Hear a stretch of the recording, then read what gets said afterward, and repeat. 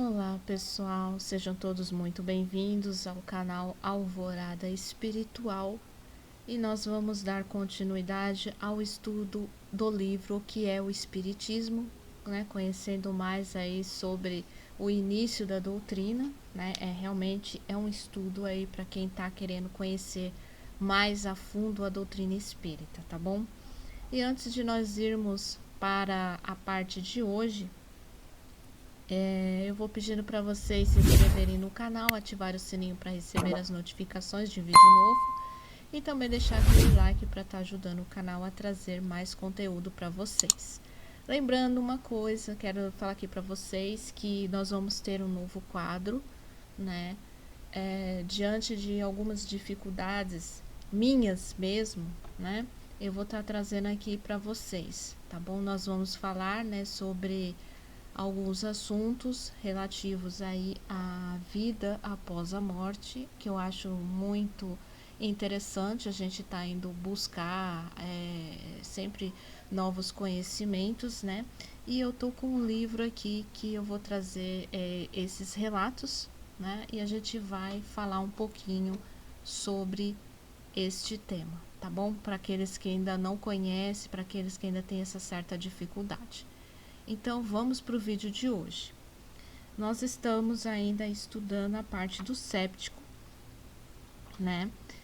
Que é o segundo diálogo. E vamos para a parte de hoje. Oposição da ciência. Visitante. Vós dizeis que vos apoiais sobre fatos, mas se vos opõe a opinião dos sábios que os contestam, ou que os explicam de maneira diversa da vossa, porque eles não encamparam o fenômeno das mesas girantes. Se eles tivessem visto nelas alguma coisa de sério, não teriam, me parece, negligenciado de fatos tão extraordinários, e ainda menos de os repelir com desdém. Ao passo que eles estão todos contra vós. Os sábios não são farol das nações e seu dever não é de espalhar a luz? Por que quereríeis que eles a tivessem abafado, quando se lhes apresentava uma tão bela ocasião de revelar ao mundo uma força nova? Allan Kardec. Acabais de traçar o dever dos sábios de um modo admirável. Pena que o tenha olvidado em mais de uma circunstância. Mas antes de responder a esta judiciosa observação, eu devo revelar um erro grave que vós haveis cometido, dizendo que todos os sábios estão contra nós. Como já disse, é precisamente na classe esclarecida que o Espiritismo faz mais prosélitos, e isso em todos os países do mundo.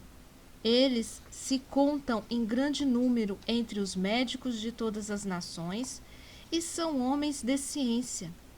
Os magistrados, os professores, os artistas, os homens de letras, os oficiais, os altos funcionários, os grandes dignitários, os eclesiásticos, etc., que se alinham sob sua bandeira, todos são pessoas às quais não se pode recusar uma certa dose de luz. Não há sábios senão na ciência oficial e nos corpos constituídos? Do fato de o Espiritismo não ter ainda direito de cidadania na ciência oficial é motivo para condená-lo? Se a ciência não tivesse jamais se enganado, aqui sua opinião poderia pesar na balança. Infelizmente, a experiência prova o contrário. Não foram rejeitadas como quimeras uma multidão de descobertas que mais tarde ilustraram a memória de seus autores? Não foi a um relatório de nosso primeiro corpo de sábios que deve a França ter sido privada da iniciativa do vapor? Quando Fulton veio ao campo de Bolonha apresentar seu sistema a Napoleão I, que o recomendou ao exame imediato do Instituto, este não concluiu que esse sistema era um sonho impraticável e não tinham tempo para com ele se ocupar? É preciso concluir que os membros do Instituto são ignorantes? Isso justifica os epítetos triviais e de mau gosto que certas pessoas se comprazem em lhes prodigalizar? Seguramente que não. Não há pessoa sensata que não renda justiça ao seu eminente saber, embora reconhecendo que eles não são infalíveis e que, assim, seu julgamento não é o de última instância, sobretudo em fatos de ideias novas. Visitante.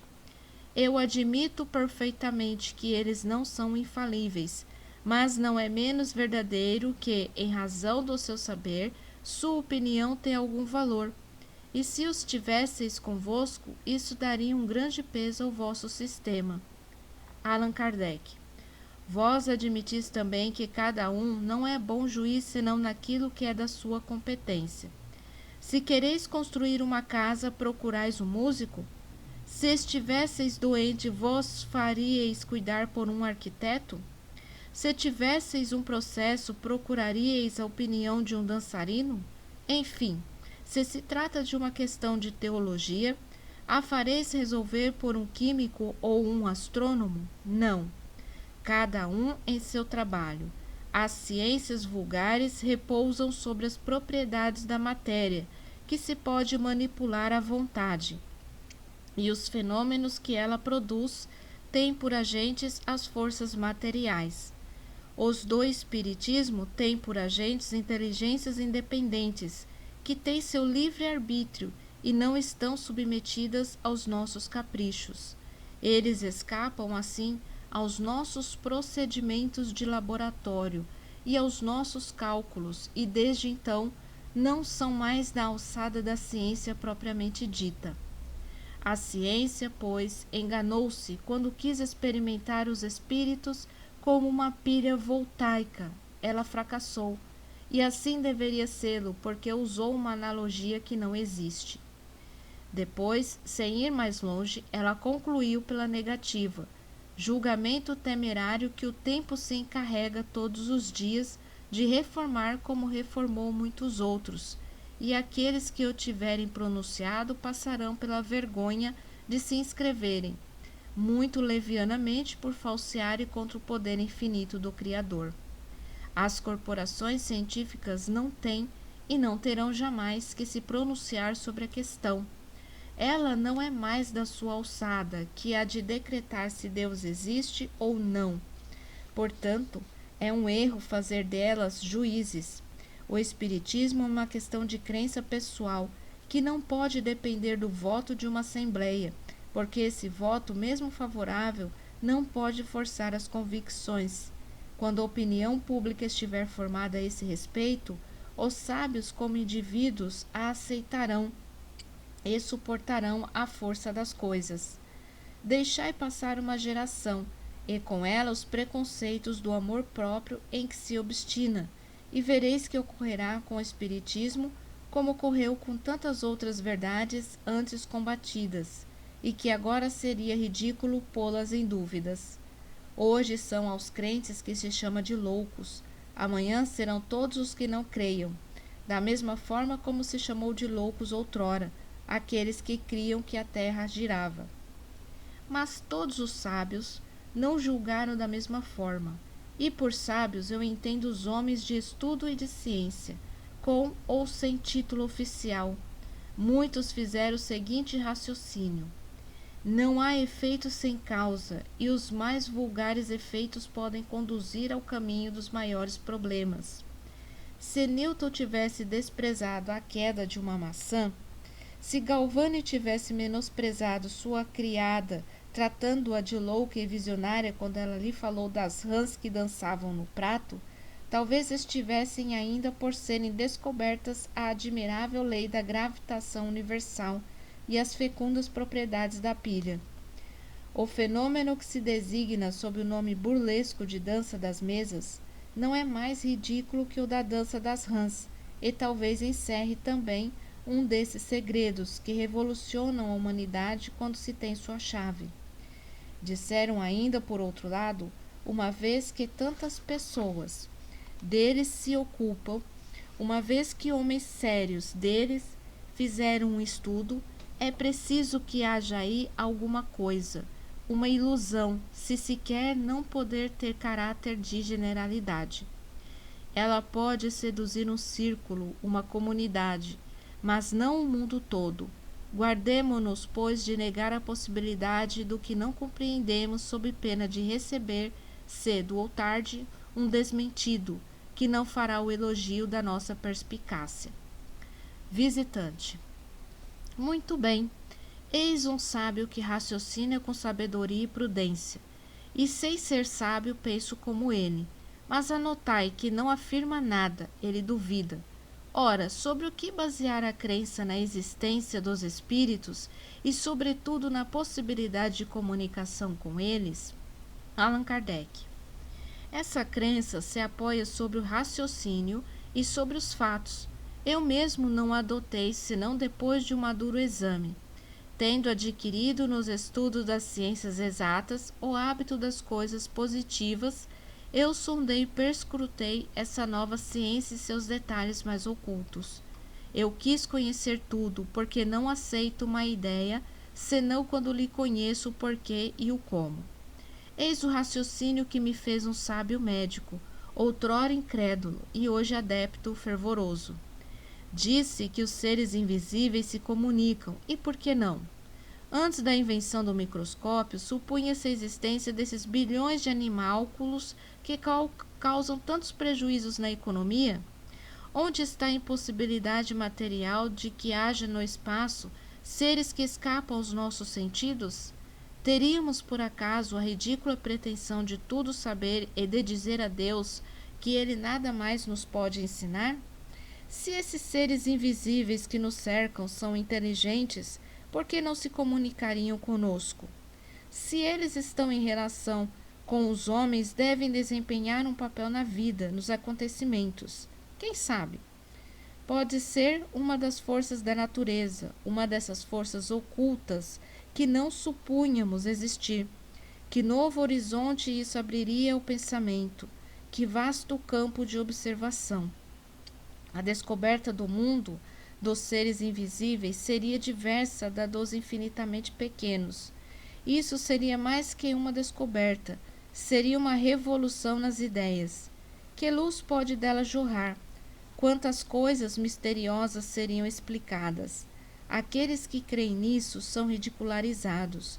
Mas o que isso prova? Não ocorreu o mesmo com todas as grandes descobertas? Cristóvão Colombo não foi repelido, coberto de desgostos e tratado como insensato? Essas ideias, disse, são tão estranhas que nelas não se pode crer. Mas a aquele que tivesse dito, há somente meio século, que em alguns minutos poder-se-ia corresponder de uma parte a outra do mundo, que em algumas horas atravessaria a França, que com o vapor de um pouco de água fervente o navio avançaria contra o vento, que se tiraria da água os meios de se iluminar e aquecer, que tivesse proposto iluminar toda Paris em um instante com um só reservatório de uma substância invisível, teria sido caçoado. É, pois, uma coisa mais prodigiosa que o espaço seja povoado por seres pensantes, que depois de terem vivido sobre a terra, deixaria seus envoltórios materiais? Não se encontra nesse fato a explicação de uma multidão de crenças que remontam à mais alta antiguidade? Semelhantes coisas bem que valem a pena serem aprofundadas. Eis as reflexões de um sábio, mas de um sábio sem pretensão, e que também o são de uma multidão de homens esclarecidos, que viram não superficialmente e com prevenção, e estudaram seriamente sem tomarem partido, mas que tiveram a modéstia de não dizer, eu não compreendo. Portanto, isso não é verdade. Sua convicção formou-se pela observação e pelo raciocínio. Se essas ideias fossem quiméricas, pensais que todos esses homens de elite as teriam adotado? Que tivessem estado muito tempo vítima de uma ilusão? Não há, pois, impossibilidade material a existência de seres invisíveis para nós e povoando o espaço. E só essa consideração deveria levar a uma maior circunspecção. Há pouco tempo, quem poderia pensar que uma gota de água límpida poderia encerrar milhares de seres de uma pequenez que confunde nossa imaginação? Ora, eu digo que era mais difícil a razão conceber seres de uma total pequenez, providos de todos os nossos órgãos e funcionando como nós, que admitir aqueles que nós nomeamos espíritos. Visitante. Sem dúvida, mas do fato de uma coisa ser possível não se segue que ela exista. Allan Kardec.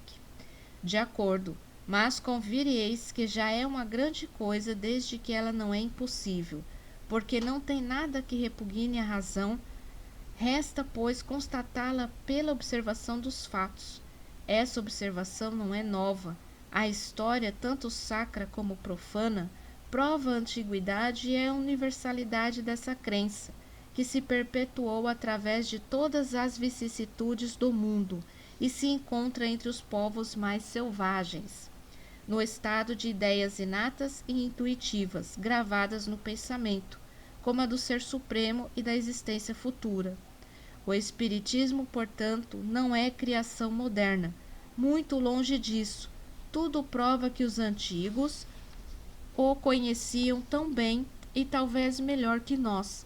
Somente ele não foi ensinado, senão com precauções misteriosas que o tornaram inacessível ao vulgo, deixado propositadamente na difícil situação supersticiosa.